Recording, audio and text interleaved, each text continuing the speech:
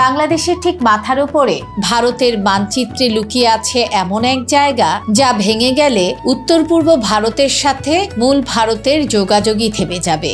এটাই হলো শিলিগুড়ি করিডোর, যাকে সবাই বলে চিকেন নেক। চওড়া প্রায় 22 কিলোমিটার, আর এই জমি ধরে রেখেছে ভারতের 7 সিস্টার স্টেটসকে: অরুণাচল প্রদেশ, মেঘালয়, ত্রিপুরা, মিজোরাম, নাগাল্যান্ড, আসাম ও মণিপুর, যেখানে বসবাস করে প্রায় 5 কোটি মানুষ। এই জায়গাটি এত গুরুত্বপূর্ণ কেন?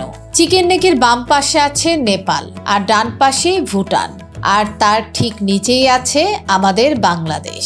ভুটানের ঠিক উত্তরে চীনের চুম্বি ভ্যালি, যা এই করিডোর থেকে আনুমানিক প্রায় 130 কিলোমিটার দূরে, যেখানে সামরিক রাস্তা, বাংকার ও স্ট্র্যাটেজিক পয়েন্ট তৈরি করেছে চীন।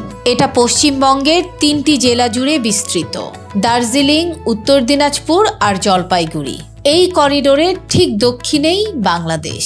পঞ্চগড় জেলা, ঠাকুরগাঁও, লালমনিরহাট, নীলফামারী আর দিনাজপুর অঞ্চলের বর্ডার এই চিকেন নেকের সবচেয়ে কাছাকাছি।